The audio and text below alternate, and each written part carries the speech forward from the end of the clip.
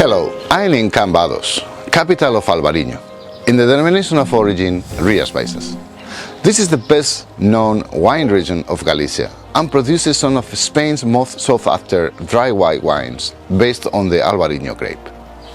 Rías Baixas is a very diverse wine production area with 5 different subzones that enable a full expression of the different characteristics of this grape. A region characterized by high rainfall levels and providing vibrantly fresh whites that are being recognized internationally as excellent to accompany the highest quality cuisine. Of course, no better food to eat with Albariño than marisco, as shellfish is called here. I promise that you will enjoy this journey.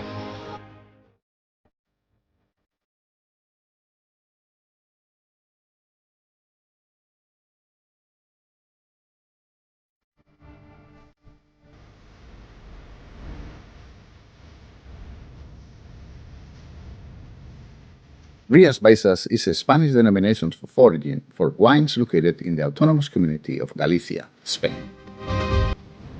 The DO is divided into 5 subzones, 4 of them in the province of Pontevedra and 1 in the south of the province of A Coruña. Val do Salnés, where most plantations concentrate, or Rosal, bordering with Portugal in the south, and Condado do Tea founded the denomination, with Sotomayor and Ribeira de Ulla incorporated in 1996 and 2000 respectively.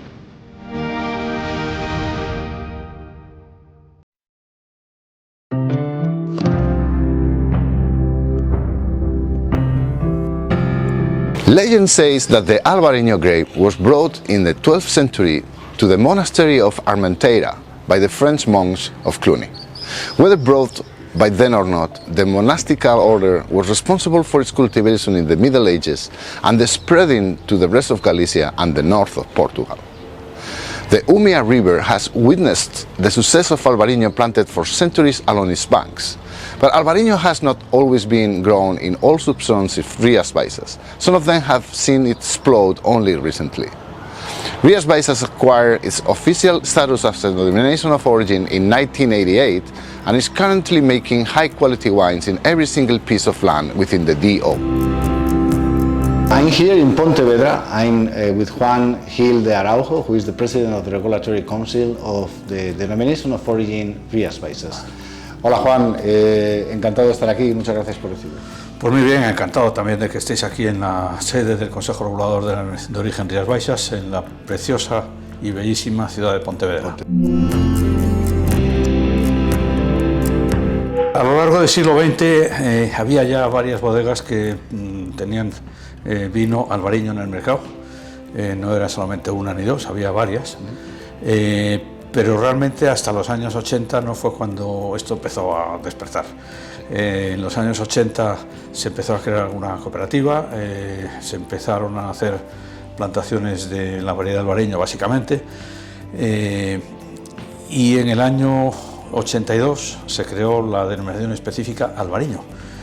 Fue una creación efímera porque poco después España entró en la Unión Europea y nos dimos cuenta de que la variedad albariño es un patrimonio universal de todo el mundo y no se podía monopolizar con una denominación específica que limitase el uso de esa variedad.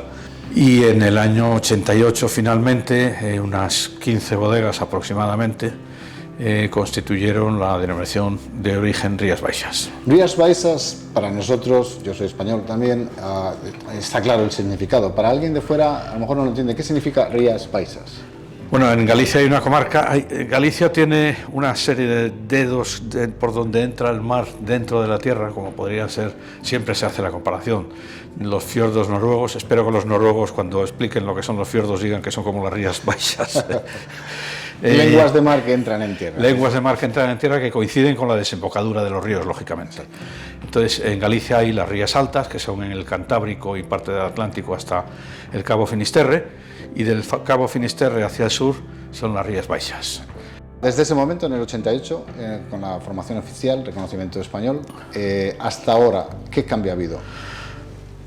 Ha habido un cambio muy importante, cambio cuantitativo, porque ya no son aquellas 14 o 15 bodegas iniciales, son los 400, aproximadamente 400 viticultores que se habían inscrito.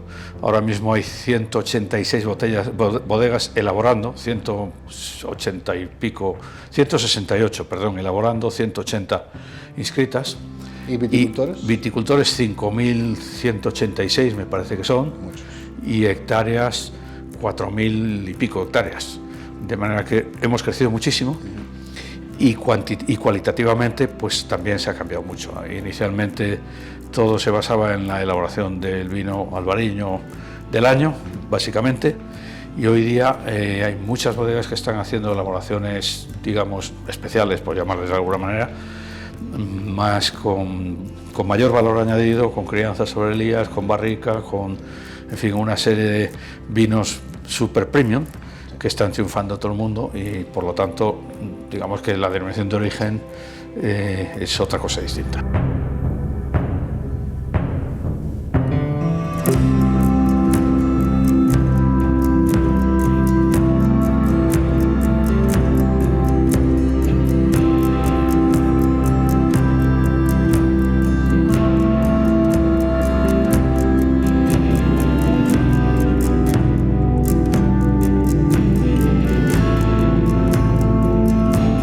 I am in Vilardomiña. I'm with Marisol Bueno, who is family owner of Bodegas Pazo de Señorans, here in the denomination of origin Rías Baixas. Hola Marisol, gracias por recibirnos. ¿Cómo estás? Muy bien.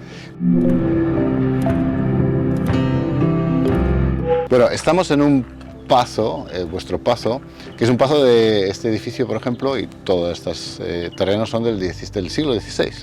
El Pazo, la primera construcción es del siglo XVI. La hizo un señor que se llamaba Alonso de Señorans, que era canónigo, y luego, pues como todas estas casas han ido remodelándose a través de los siglos. Claro. Estas escaleras del XVIII, la capilla, bueno. Muchos de los pazos, me contabas antes, que se remodelaron en el XVIII. Se construyeron antes, pero luego se remodelaron. O sea, que tienen una mezcla de estilos, ¿verdad? Casi todos tienen una mezcla de estilos y las cosas más vistosas suelen ser del barroco del siglo XVIII, que pasaron una época de bonanza agrícola y pues los decoraron un poco más.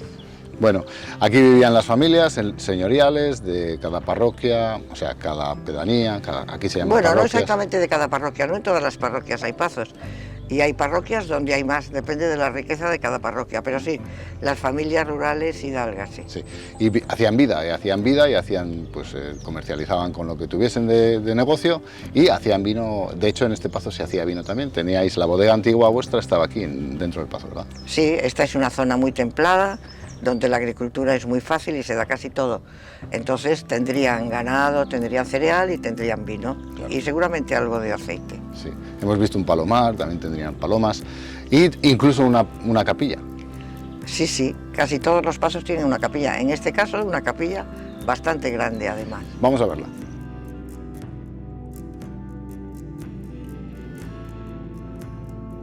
Bueno, y estamos dentro de la capilla del pazo. Una capilla bastante grande para ser familiar. Es una capilla muy grande para ser la capilla de una familia. Muy bien. Sí, es de esas cosas más pomposas que hicieron durante el siglo XVIII. Sí. Bueno, vamos a ver la antigua bodega y el lagar que tienen de piedra. Perfecto. Bueno, Marisol, estamos en el lagar, en la bodega antigua del Pazo, y de hecho es un lagar de piedra con toda la maquinaria Un antigua, lagar de ¿verdad? piedra Como se hacía súper el antiguo, vino que la aquí. verdad tenían mérito de poner a mano estas piedras tan Sí, enormes. de granito. Y estamos en la parte de la bodega donde se prensaba, esto es la antigua prensa. Estos eran los cestos donde se recogía la uva, Sí. que ves que tienen esta forma ampliada para apoyar en la cabeza y para que cupiera más cantidad. Sí. Entonces la tiraban primero en este compartimiento. Ajá. Y en este compartimiento se pisaba con los pies. Vale. Salía por este canal y después ya cuando con los pies no eran capaces de sacar más, lo pasaban hasta otro compartimiento, se ponían tablas hasta que llegase al nivel de la viga, Sí. que es la viga que tenía en todo momento. Sí. Luego se le daban vueltas a esto, que es un tornillo sin fin, Sí. la piedra se suspende y va sacando que más hace mosto. la Esta, presión. digamos, es la prensa de verdad. Se Bajaba hacía- la piedra y cuando llegaba al día subía siguiente... la piedra y bajaba la viga. Sí. Y cuando ya quedaba un hueco se ponían más tablas, se volvía a dar otra vuelta, volvía a subir la piedra Exacto. y se iba sacando así hasta que no quedaba nada. Era una manera de presionar muy suave, desde luego, pero que necesitaba unos forzudos. Sí. Muy bien, y mucho trabajo también. Y para, mucho para trabajo, hacerlo sí. funcionar. I'm in Meaño with Luis García, who is the owner of Bodegas Luis García, and we're going to be talking about the history of this area when it comes to agriculture, not just viticulture. Hola Luis, ¿cómo estás? Hola, buenas tardes. Buenas Gracias. Oye, estamos enfrente de un hórreo, ¿cómo le llamáis aquí? Hórreo o piorno, Piorno. Estos que aquí se hacen de granito porque es la piedra la que piedra de aquí, sí. se elevaban para evitar que ratones y otras... Efectivamente, se elevaban para evitar dos puntos.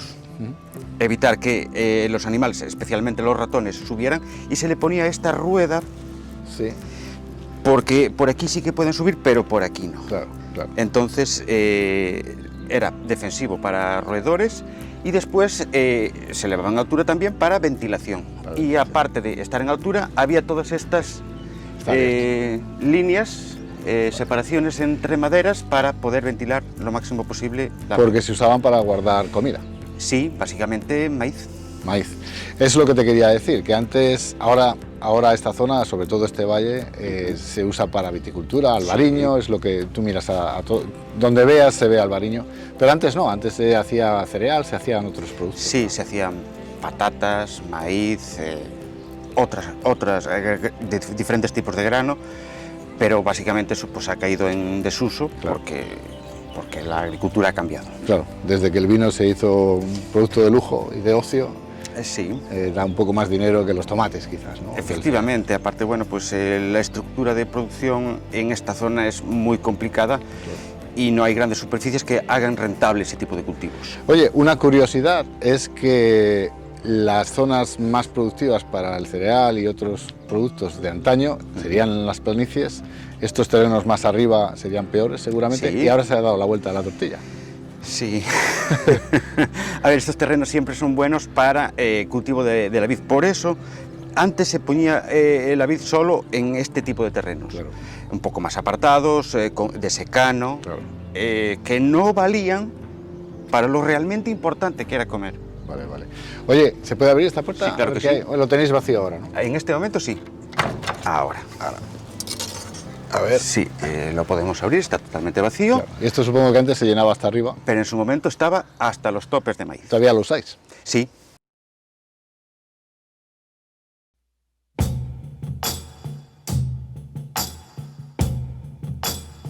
Lo principal que tenemos aquí son las variedades autóctonas. No hay ninguna variedad internacional que esté admitida en nuestra denominación de origen, porque el que quiera hacer variedades internacionales lo puede hacer con total libertad, pero no sería un vino de Rías Baixas. Nosotros tenemos las variedades, básicamente el albariño, que es el 95% de la producción, más las otras que enumeraba antes, la Caño Blanco, la Laurel, la Trechadura, la Godello, etc. Más los vinos tintos, también variedades autóctonas. Luego tenemos una serie de normas para respetar la calidad, como son, por ejemplo, vendimia manual. Es obligatorio vendimiar en cajas, estamos analizando alguna posibilidad de ampliar algún otro sistema, pero de momento no se admite la vendimia mecanizada ni otros sistemas que sí se admiten en otras denominaciones de origen. Luego hay una serie de cuestiones como por ejemplo los rendimientos máximos de producción. Claro. En este momento nosotros tenemos 12.000 kilos por hectárea como rendimiento máximo para el uva albariño y algo menos para otras variedades. Y luego, en cuanto a analíticas, pues también tenemos determinadas medidas, iba a decir restrictivas, no son restrictivas, son de señalamiento de cuál es la calidad que nosotros buscamos, ¿no? En relación a las calificaciones de los vinos, no sé qué calificaciones seguís aquí. Bien, la calificación de los vinos, nosotros, cualquier bodega que quiera etiquetar un vino amparado por la denominación de origen Rías Baixas, tiene que hacer una solicitud al Consejo para que los veedores nuestros se desplacen a la bodega, tomen unas muestras de ese vino que se quiere embotellar, hagan unos análisis de laboratorio. Previamente el bodeguero tiene que hacer sus propios análisis y hacer una declaración de que ese vino está conforme con la normativa del Consejo, y con estos dos análisis, el del propio bodeguero y el del Consejo Regulador, el vino se cata y se le otorga la verificación, que nosotros llamamos, sí, porque quien hace la calificación es el propio bodeguero y el Consejo lo que hace es verificar que esa calificación es correcta. Bueno, Juan, pues muchas gracias por recibirnos y por pues nada, la información. Encantado de que estemos aquí hablando de vino, que es lo nuestro. Sí, sí, sí.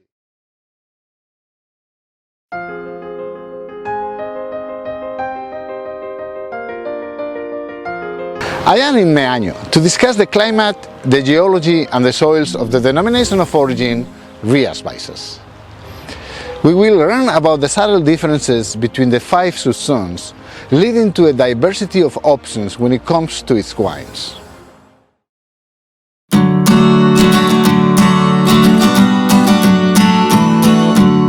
The climate is maritime and strongly influenced by the Atlantic Ocean bordering the area. Wet winters and sea fog are characteristics of this region. Rainfall is high, over 2,000 millimeters per annum, particularly in the most northern areas. Temperatures are mild, not exceeding 30 degrees Celsius in summer and rarely dropping below 0 degrees in winter. The coldest areas are Ribera do Oia and Val de Sainés due to their proximity to the coast. The warmest is Condado do Tea, where temperatures in summer can reach 40 degrees Celsius. Due to the proximity to the Atlantic, the DO often suffers from strong winds that can pose a challenge to the vineyards, particularly for those closest to the coast. Frost and hailstone often represent a threat as well. But the local growers know this very well. Let's ask them. Well, I'm here in Ribadumia. I'm with Santiago Roma, who is the owner of Bodega Santiago Roma, and we will discuss with him several things. Hola Santiago, gracias por recibirnos. Hola, muchas gracias. Descríbeme un poco el clima de aquí, de las Rías Baixas. Es un clima de influencia atlántica y sí predomina un poquito más de humedad, unido a la brisa marina, que conlleva que nuestros vinos, unidos a la textura del terreno, franco-arenoso, podemos conseguir esos matices de vinos muy frescos, en vinos blancos, con esa estructura y esa persistencia que a través de los años son vinos blancos que de los que aguantan siguen manteniendo su propia juventud. Claro. Tenéis mucha lluvia aquí como característica principal en las Rías Baixas, como unos 2.000 milímetros al año, ¿no? Eso es normal. Una media aproximada, puede variar, aunque últimamente el cambio climático sí nos está experimentando muchísima desigualdad. Las primaveras prácticamente no son primaveras y los inviernos no son inviernos, entonces climatológicamente hablando el cambio climático sí nos está afectando muchísimo.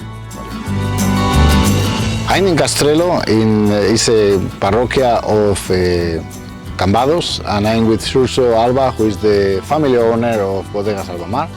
Hola Surso, ¿cómo estás? Gracias Hola. por recibirnos. El clima es lo más complicado que tenemos en nuestra zona, porque gracias también, digamos que son dos extremos, ¿no? En el tema de viticultura, para obtener un buen fruto, pues es difícil, es un clima muy complicado, y por contra, gracias a ese clima, tenemos unas características en los vinos que en pocos sitios del mundo hay, ¿no? Porque tenemos una acidez natural que es gracias a ese clima, un grado alcohólico moderado gracias a ese clima. Otro de las particularidades, para bien o para mal, como he explicado, pues es que aquí tenemos unas lluvias que llegan a unos entre 1.200 y 1.600 litros por metro cuadrado, depende un poco del año. Y después también hay, aparte de haber temperaturas moderadas, hay humedades muy altas, ¿no? Como podéis ver, hoy está un día así medio encapotado, con mucha humedad, niebla, y ayer, por ejemplo, hubo un día de sol tremendísimo, unas temperaturas altísimas. Ese contraste al final lo que hace es que, claro, el caldo de cultivo para el desarrollo de enfermedades sea óptimo, vamos. Exacto. Y todo esto por la cercanía al mar. De hecho, ahí vemos una de las lenguas de entrada al mar en tierra, que es lo llamáis rías aquí, ¿no? Sí. Y cómo sube y baja la marea. Cuando hemos llegado hace media hora no había agua, ahora está todo lleno de agua. Sí, esto también evidentemente influye para bien o para mal, como estábamos hablando, pues para mal en el desarrollo de enfermedades y para bien en tener eso, como dije, pues unas características especiales en el sentido de vinos muy frescos, con unas acideces naturales y unos grados alcohólicos moderados. Es un clima atlántico, muy lluvioso en otoño-invierno y con periodos de sequía en verano. La pluviometría me parece que estáis en hasta 2.000 milímetros al año. Sí, en esta zona estamos en 1.000 y algo.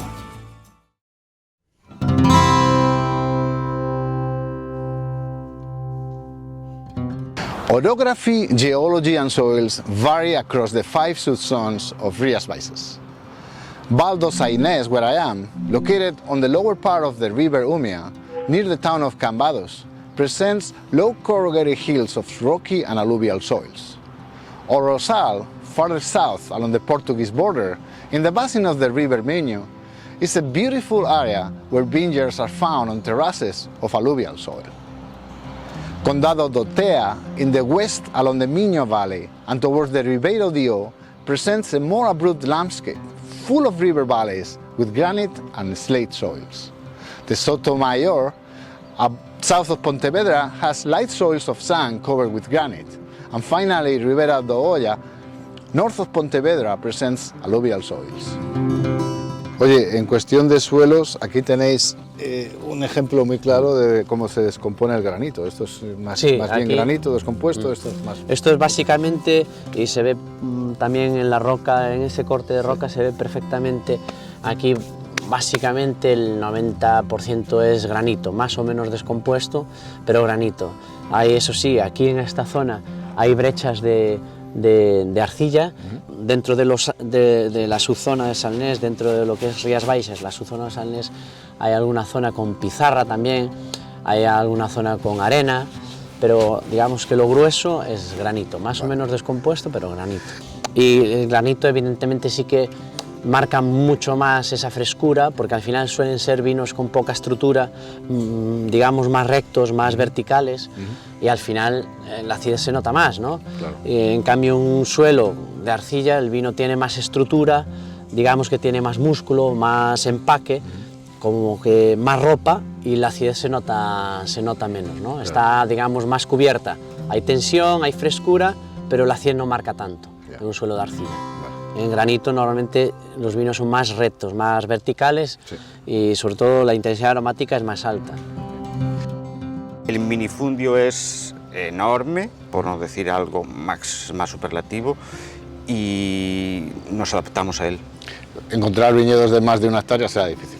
Es complicado. Sí. Las grandes plantaciones, las nuevas plantaciones que se hacen en sitios un poco menos adecuados, sí que tienen más de 1 hectárea, pero la viticultura tradicional de aprovechar el terreno que había es muy pequeña. Claro. Diferencias en cuanto a posición supongo que serán importantes, ¿no? Por ejemplo, este viñedo tan bonito que tenéis aquí en ladera, cayente, sí, se diferenciará de los que están en el valle, en el plano. Efectivamente. ¿En qué términos? Por varias cosas. Primero, en pendiente hay la lluvia. Claro.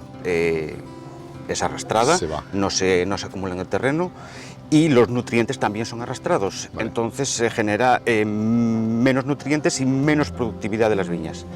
eso conseguimos una calidad un poco superior. Los suelos son básicamente graníticos, un sustrato de base granítico. Hay parcelas que tienen un poco más de concentración arenosa, pero la base es granítica. Eso provoca que haya pues, mucha porosidad en el terreno.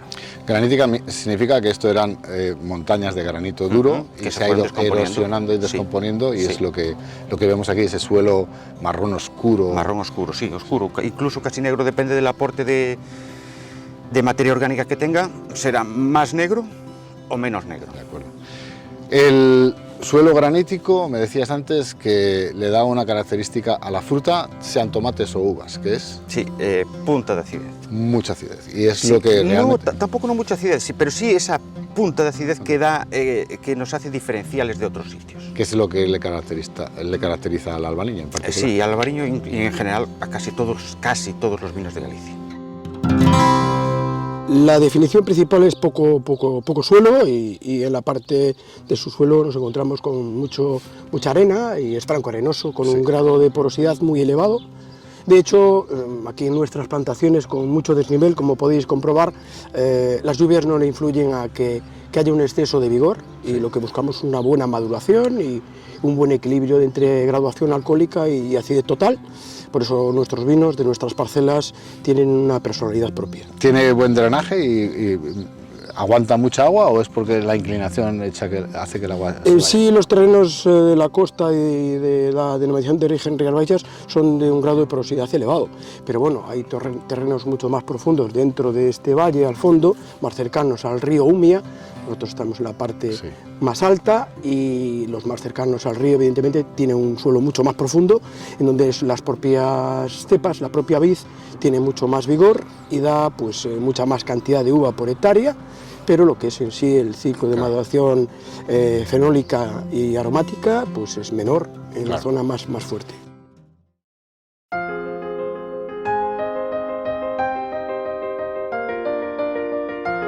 I will introduce this section from a Galician patho in the town of Paradela, from where we will move to visit local growers to discuss about the viticultural practices and grapes grown in Rías Baixas. We will learn about both traditional and modern methods and find out how the best Albariño wines are made possible starting from the work in the vineyard.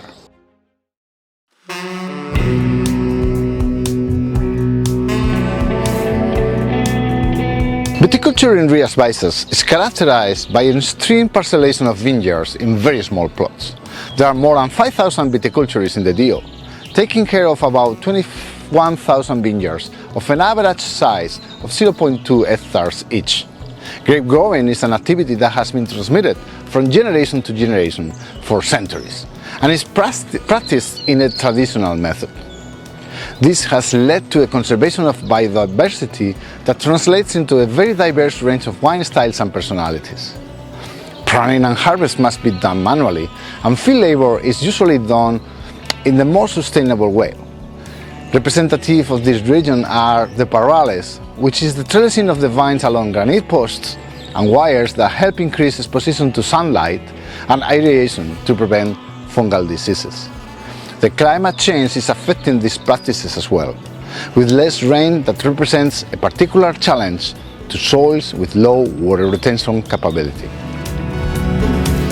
Bueno, Luis, hablemos de viticultura. Esta es viticultura tradicional, no puede ser más tradicional porque así se ha hecho en Galicia Tradicionalmente. Tradicionalmente En durante zona, muchos siglos casi, ¿no? Sí. Esto estamos debajo de una parra, o los parrales que se encuentran aquí con el albariño. ¿Por qué lo tenemos así, en vez de en vaso o en espaldera? En esta zona lo que nos marca en verano, sobre todo en verano, es el tema de humedad. Estamos al lado del Atlántico y hay un aporte de humedad constante. Entonces, esto era una forma de hacer viticultura ecológica.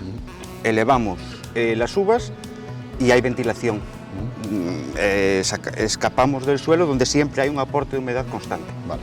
Entonces los racimos quedan colgando, las hojas le hacen sombra, le por quitan arriba, el sol, encima luego todo el aire que canaliza la parra le limpia de humedad a la uva. Sí. ¿Y qué hacéis con estas hojas que se ponen en medio? A poder ser, las sacamos. O sea, tenéis que estar haciendo esto durante un mes. Durante un mes. Esto se llama deshojado.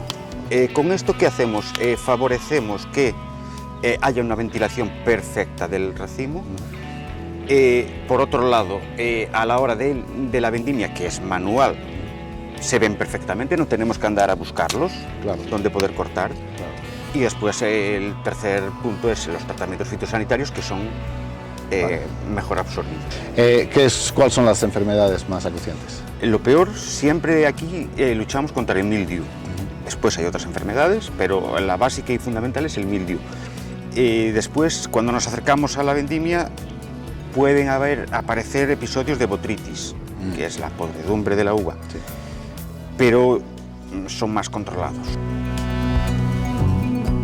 El marco de plantación, la distancia entre cepas y la distancia entre parral y parral para que haya un buen canal de ventilación y el sol tanto pueda dar en el suelo por la mañana y por la tarde, eso influye a que la ventilación de la propia uva y una serie de hongos en función de cada añada no puede ser el ataque tan agresivo como en una zona que evidentemente haya poca ventilación. Por eso la separamos del suelo y también lo que nos interesa es que la propia planta en sí tampoco no reciba el sol del choque térmico, esa fuerza de calor, porque la uva tampoco no necesita que se tueste por la parte exterior.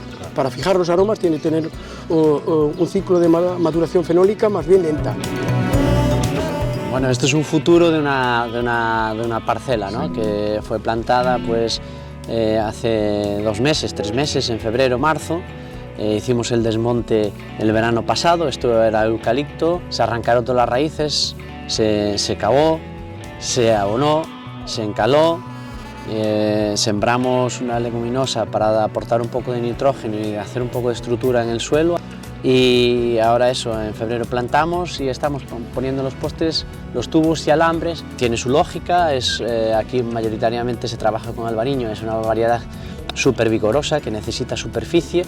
Aquí hay muchísima humedad, como podéis comprobar, temperaturas moderadas, entonces al final nosotros lo que queremos es que la vid se desarrolle en una superficie aérea para escaparse un poco de la humedad del suelo y protegerse un poquito más de las enfermedades que nos atacan, ¿no?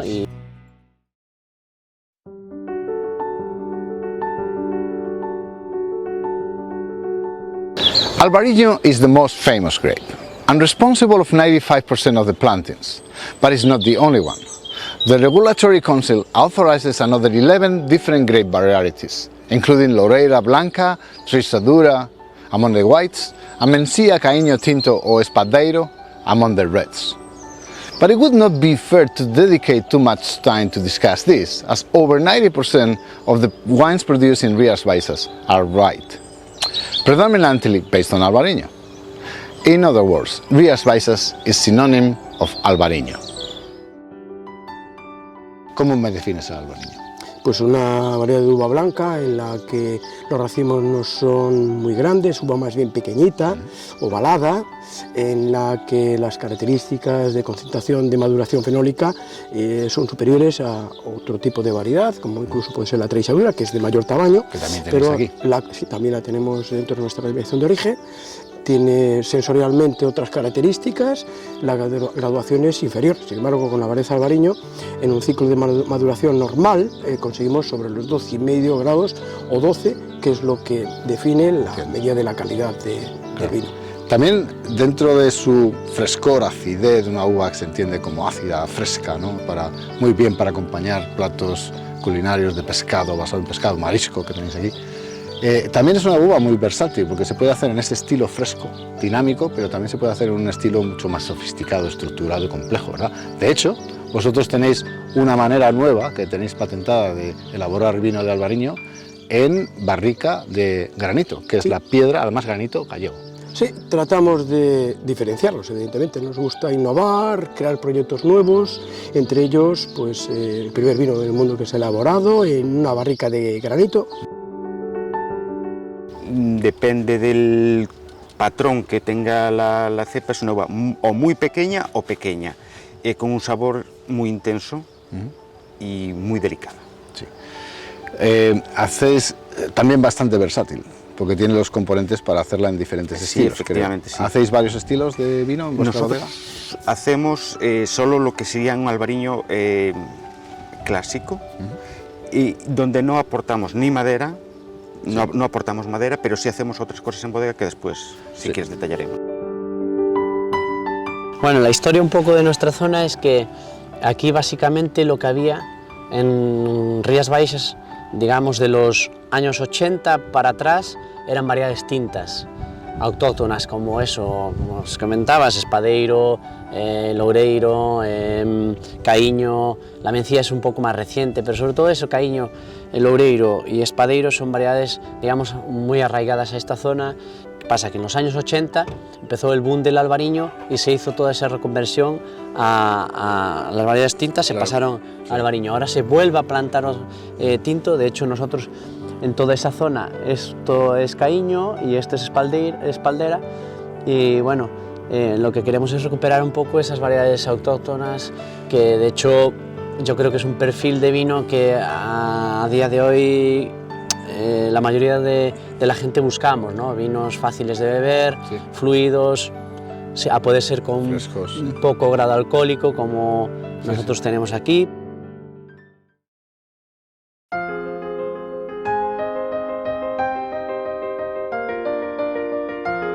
I'm again in Cambados, and it's time to find out how Albariño is converted into a fresh white wine of distinction and quality. We will ask the winemakers how they transfer the freshness of the grapes into the wines and what are the variations in the elaboration methods that lead to the diverse styles found here. Let's get into the heart of winemaking in Rías Baixas. Santi, elaboráis una diversidad de estilos en vinos, ¿no? Unos que son más frescos, más frutales, para alta tirada, otros quizás con un poco más selectos, y otros que son los que que sois pioneros, elaboráis en barrica de granito gallego, que es esta que tenemos aquí, bien bonita, fresquita. Exactamente. Cuéntame cómo Esta es la se te ocurrió barrica. esta idea. Esta es la barrica de la prueba piloto y es la primera que hemos fabricado y es artesanal.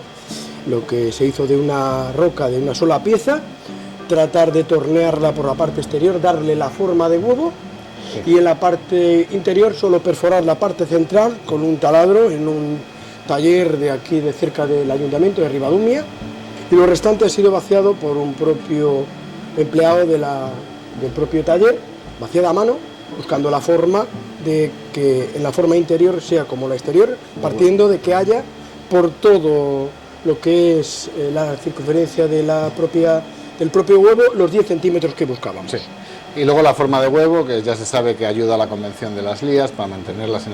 Exacto. Bueno, antes de decidirte a hacerlo, probaste con piedras de diferentes tipos de granito, a ver, metiéndolas en vino, a ver cómo se iba intercambiando el vino con el granito. Sí. Y lo que hacías es romperlas y a ver hasta dónde habían entrado, entonces decidiste qué granito era el mejor para... Exactamente, para comprobar por capilaridad la penetración del vino, pues hemos tenido que recurrir a una serie de pruebas con varios tipos de granito y hemos buscado este tipo de granito por el hecho de que es un grano mucho más fino, incluso para trabajar, es mucho más resistente y cristalino y no tiene tanta veta, no es tan veteado. Las vetas son las que pueden darnos muchos problemas a la hora de fabricar una pieza.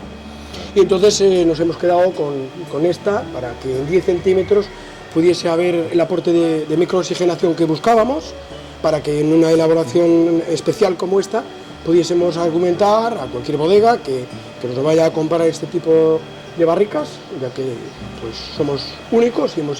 ¿Cuánto entra, cuánto espacio dentro de la piedra Por entra el capilaridad vino? está en los 2-3 centímetros en este tipo de... Y ese es el intercambio que al final el vino va a absorber un poquito de las particularidades del granito que no vas a encontrar en ningún otro vino en el mundo. Sí, evidentemente, aquí hay unas características muy peculiares de este tipo de granito, entre ellos una serie de sales por su composición, entre ellas las sales de potasio que por electrolisis se desintegran y aportan al propio líquido que está dentro esa personalidad y hace que el vino adquiera esa diferencia sensorialmente y también analítica. Luis, estamos en tu bodega de elaboración.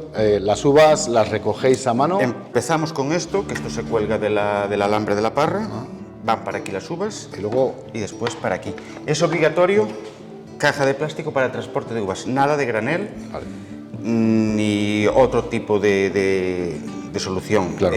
Las cajas tienen que ser de plástico y perforadas. y esto es lo que hace que la uva llegue con mayor calidad, sin daño. Sin daño de ningún tipo, sin estar estrujada ni nada, que llegue muy sana. Vale. Cuando llegan aquí lo que hacemos es, lo más rápidamente posible, prensar.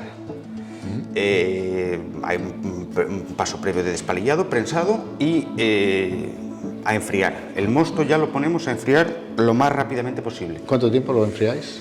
Lo primero que hacemos es un desfangado y después elaboramos los fangos por un lado o los filtramos y el mosto clarificado desde un primer momento ya Sí. lo pasamos a cubas de fermentación alcohólica.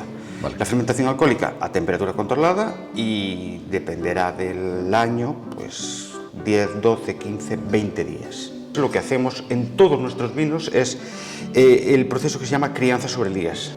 De forma natural, por gravedad, los sedimentos del vino La levadura ya fermentado muerta, todo baja. van precipitándose para abajo y lo que hacemos es reincorporarlos otra vez hacia arriba para que vuelvan otra vez a precipitar y así sucesivamente durante 2, 3, 4 meses. Lo que conseguimos es que el vino gane en complejidad, Sí. en estructura en boca. Tenéis dos tipos de vino, Sí. principalmente. Uno que es, digamos, un poco más selecto del viñedo que hemos visitado antes y otro que viene del resto de todas vuestras viñas, que son Efectivamente. muchas, pequeñitas. Sí, efectivamente tenemos lo que en el albariño, el Alto de Cristimil etiqueta negra, que es de esta única parcela que tenemos por aquí al lado. Es una parcela especial y la diferencia fundamental es mayor selección de uva, mejores uvas y la crianza que hacemos sobre lías es prolongada en el tiempo, más tiempo, como mínimo 4 meses. Muy bien. Y el otro vino, el de etiqueta blanca, es de las restantes parcelas que tenemos, que no es que sean malas, pero no son tan buenas como esta. Y hacemos también crianza sobre lías, pero normalmente le damos menos, sobre 2 meses, porque buscamos perfiles de vino diferentes. Y prensamos racimo entero, o sea, prensamos racimo entero pues por la particularidad de que nuestra acidez es, digamos, que nuestra virtud o puede llegar a ser nuestro defecto, ¿no? Pues no utilizamos absolutamente nada, ni levaduras, ni enzimas, ni desacidificantes, ni nada, sino que nosotros trabajamos con sulfuroso y no en todos los vinos, el antioxidante, y con bentonita, que es un clarificante, una arcilla, un producto natural, y no en todos los vinos, pues nos ingeniamos para buscar, digamos, la autenticidad, vinos con más personalidad, de forma natural. Entonces prensamos racimo entero precisamente porque el racimo siempre absorbe algo de acidez, entonces ya buscas un poquito más de equilibrio y aporta también tanino de forma natural, que va a dar longevidad a los vinos, ¿no? Vale. Hacéis la orientación en acero, también en foudres de madera. Depende del estilo, estáis buscando diferentes características. Los foudres llegaron después de un viaje a Riesling, que a mí, por ejemplo, es una zona que me encanta. Entonces, un productor que a mí me gustan mucho sus vinos, trabajaba estas dos casas y a partir de ese viaje pues llegaron los foudres. Y bueno, tras el primer año hemos observado que los vinos, digamos, que se crecen un poquito más, que es como un peldaño más, ¿no? Entonces intentamos, hay vinos que son 100% foudre, elaboración, toda su crianza en madera, vamos, en foudre, y otros que combinamos, ¿no? A mí me encanta el inox también, porque creo que es un material que respeta muchísimo la materia prima. Claro. Y que no interfiere ni para bien ni para mal, y eso a mí me gusta, ¿no? Buscar la autenticidad. Y la madera pues también aporta ese plus, digamos, esa complejidad y esa longevidad en los vinos que nos interesa, ¿no? Sorcio, y aquí hacéis tintos también y los metéis en barrica, como esta, por ejemplo. Contame qué diferencia hay en la elaboración de vuestros tintos. Bueno, los tintos básicamente los trabajamos igual que los blancos, también a diferencia es que los vendimiamos y pisamos, los pisamos como se hacía antaño, o sea, como se hacía toda la vida, no nos actualizamos en ese sentido, seguimos haciendo como se hacía siempre, pisamos, dejamos que arranquen y no utilizamos levaduras como dije antes, dejamos que arranquen a fermentar y están eso, en torno a 10-15 días fermentando, prensamos y a barricas, buscamos un poco esa identidad de las variedades, de la zona, al final yo siempre los defino como tintos, nuestros tintos son tintos pero con alma de blanco, ¿sabes? Son muy frescos, muy fluidos, poco grado alcohólico y tampoco no queremos parecer a nada, sino que queremos identidad de esta zona, para bien o para mal. Entiendo. De hecho, vuestros tintos tienen alma de blanco, incluso un tinto, el Caíño, le hacéis elaboración de blanco, que lo tenéis aquí, luego lo vamos a probar, que es un blanco es un blanc de Noix. Sí, es un tinto, es la variedad tinta más ácida que tenemos, es una variedad, digamos, muy vertical, con mucha acidez, poco grado alcohólico y da mucho de sí, da mucho juego, entonces pues se nos ocurrió hacer un Blanc de Noir del Caíño, ¿no? Que sí que del espadeiro, antiguamente la gente mayor hacía mucho el espadeiro al corrido, como un Blanc, aquí se llama al corrido, pero es un Blanc de Noir, pero con Caíño nunca, bueno, que yo sepa nadie hiciera uno, y cambia mucho el perfil porque en tinto da un perfil mucho más vegetal y en cambio haciéndolo en Blanc de Noir hay un perfil mucho más mineral.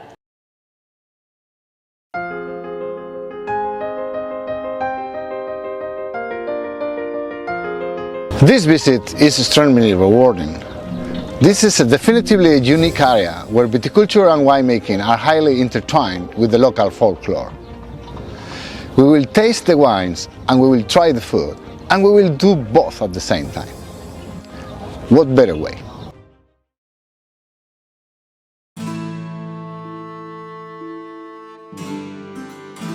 Bueno, Marisol, vamos a empezar a probar vuestros vinos. Empezamos con el más joven vuestro, de Albariño. El más joven. Todos son Albariño.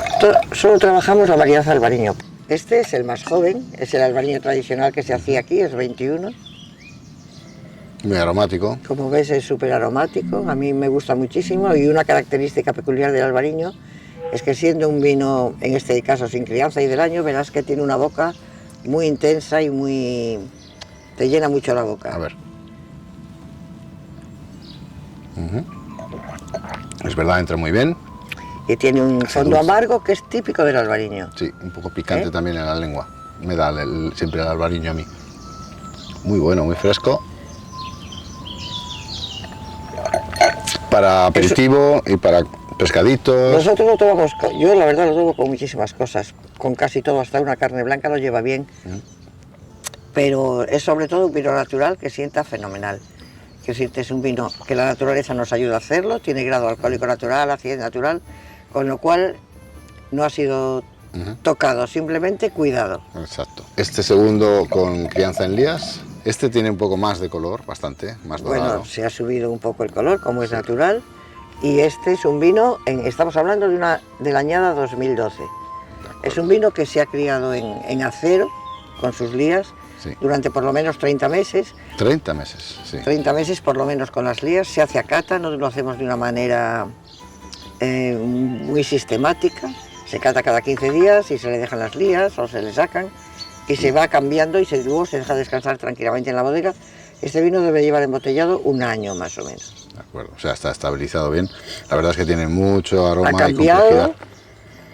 Sigue siendo un vino fresco, pero va adquiriendo tonos como de melocotón, un poco amielados. Sí, pastelería también un poco. Sí.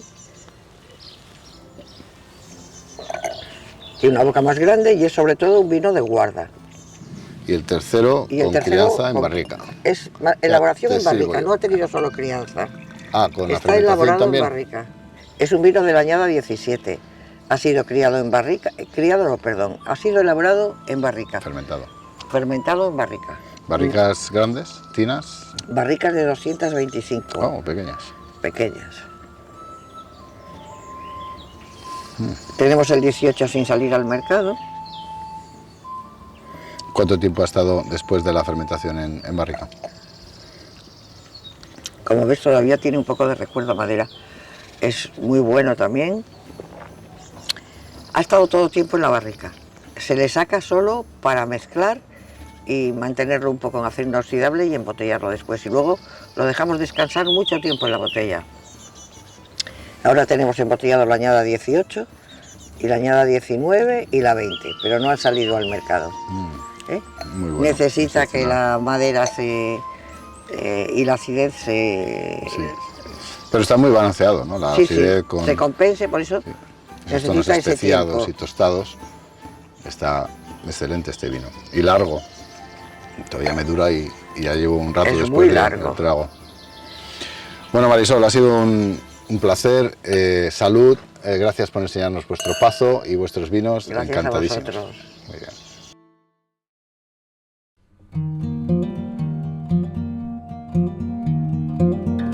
Bueno, Luis, empezamos la cata, que es lo más divertido de toda la visita. Empezamos con tu Bien, perfecto. etiqueta blanca. Sí, claro que sí. Este es un albariño etiqueta blanca, Alto de Cristimil etiqueta blanca. Altos. De Cristimil, De Cristimil, que es donde estamos, etiqueta ¿no? blanca, Cristimil efectivamente, es que es el lugar donde estamos. Son vinos muy aromáticos, una frescura en aromas muy frescos, mucha manzana, mucha pera, y en boca después son vinos muy fáciles de beber y con esa frescura que siempre da el albariño. Sí. A ver, la nariz sí que es muy aromática. Y lo que decías, ¿no? Fruta blanca sobre todo, pero bastante intensa. Sí, el albariño tiene una intensidad media, no es excesivamente intenso, pero sí que muy frescos. Y luego tiene mucha tensión en boca, acidez, cierta amargura. El maridaje sería perfecto con un aperitivo, pescados, mariscos, que no sean muy elaborados. Claro. Como añadirle el limón a la comida. Casi. Exactamente. Bueno, el otro es el que tenéis un poco más elaborado del viñedo que me has enseñado antes. Sí, que está efectivamente. en ladera, en altura, con viñedos incluso más antiguos, Sí, ¿verdad? efectivamente es un vino un poco más complejo. La crianza de más tiempo sobre el IES también le aporta estructura y complejidad y redondez. Son aromas más maduros, más complejos, no tanta frescura. Y después en boca eso pues se hace un poco más redondo y con mucho más estructura y cuerpo. Tiene esas notas de pastel, ¿no? De pastelería. Un poco, pero bueno, todavía. Más a fruta de hueso. Esas uvas siempre aportan un poco más de grado alcohólico, con lo que ya tienen un poco más de grado alcohólico. Ese tiene 13. Sí, El otro tenía, 12,5. bueno, sigue siendo. No son 14, 15. No, ni mucho menos. Muy bien. Un vino muy bueno. Este supongo que ya para acompañar platos también de Platos, pescado un poco más sofisticados. Sí, un poco más elaborados. Más elaborados. Pescados grasos, carnes blancas. Bueno, Luis, oye, hasta aquí hemos llegado con nuestra visita. Fantásticos los vinos y incluso mejor el viñedo, ¿no? Me da casi pena sacar las uvas de este viñedo tan bonito. Hay que sacarlas para que el año que viene vuelvan a dar. Exacto. Sí, se repite, es un ciclo. Es un ciclo que se repite, sí. Muy bien. Oye, salud. Muchas gracias. Muchas gracias.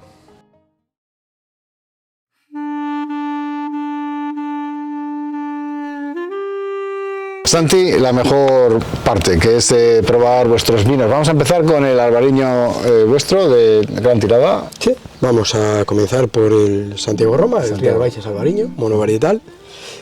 Aquí probaremos una añada 2021, recién embotellada, lleva un mes y medio aproximadamente. Mira qué color más bonito. Ligeros Ese toques amarillo dorados vivo. finos, Sí.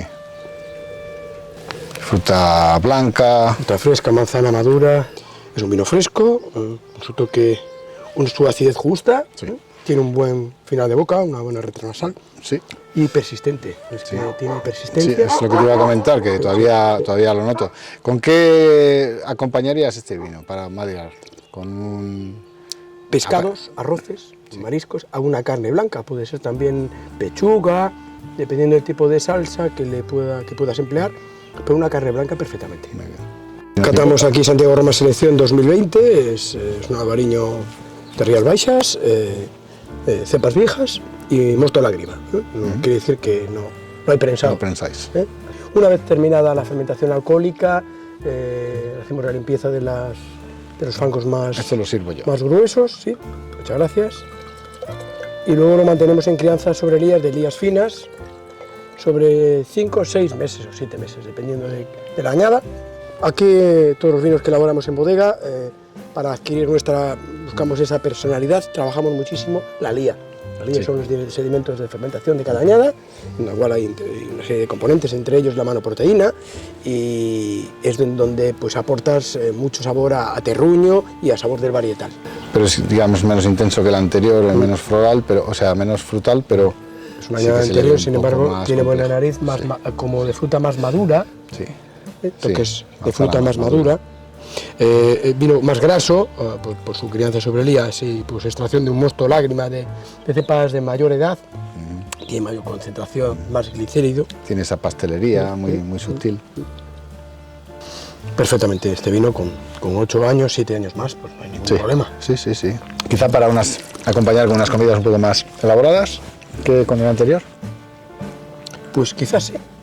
Incluso aunque si fuese una carne, podría ir perfectamente.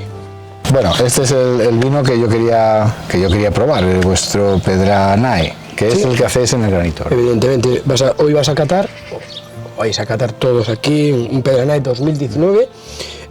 Es la misma tipología de uva que Santiago Roma selección de uvas de cepas más antiguas, de nuestras parcelas, mosto lágrima, pero evidentemente ese mosto está fermentado en una barrica de granito que acabáis de ver, en forma de huevo, y con su propia crianza sobre lías.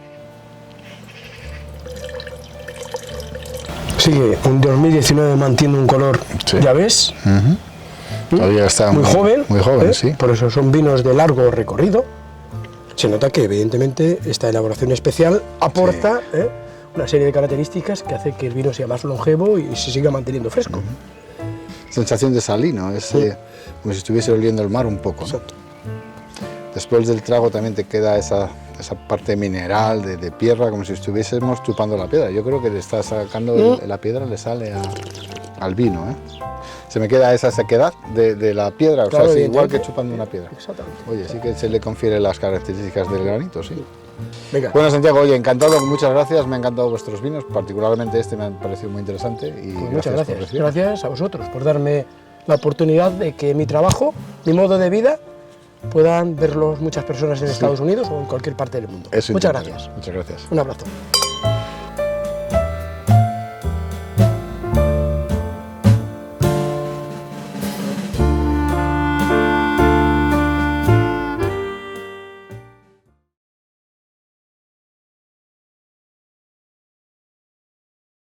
Estamos en el restaurante Ameca en La Illa y nos vamos a preparar un poco de marisco, un centollo que lo acaban de sacar, lo van a sacar de la piscina para preparárnoslo. Mira qué centolla más hermosa. Muy bien. Fenomenal, tiene que estar divina. Para cocer, en agua fría. ¿La metéis así? Sí, en agua fría. ¿En agua fría? Sí. Si está viva, agua fría. Si está muerta, agua caliente. Ah, vale. Y con sal. Sal bastante. ¿Y cuánto tiempo necesita para hacerse? Una vez que empiece a hervir, 20 minutos. Bueno, pues mientras esperamos la centolla, que tarda media hora en cocinarse, nos vamos a comer unas cigalas, que son también muy típicas de Galicia, de esta zona de Cambados, en La Illa, donde estamos. Y además la vamos a probar con un vino de uno de los productores que hemos visitado en el documental. Bueno, seguimos esperando la centolla, que mejor espera que con unas almejas a la sartén, que están buenísimas. Deliciosas. La espera se está haciendo insoportable. ¡Ay, qué pena! Pero bueno, voy a probar esto mientras tanto. Unas tamboriñas.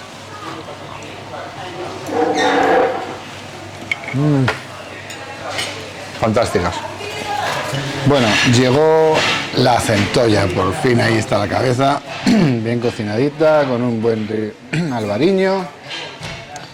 Voy a probar.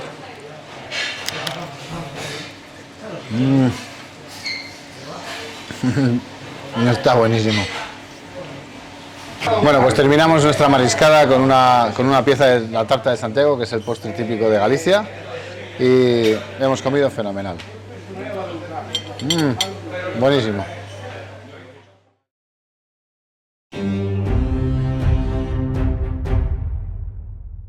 Bueno, Suso, vamos a empezar la cata con un Blanc de Noix de la barrica directamente. Sí, este es 2021 y lleva aquí pues desde vendimia, desde mediados de septiembre.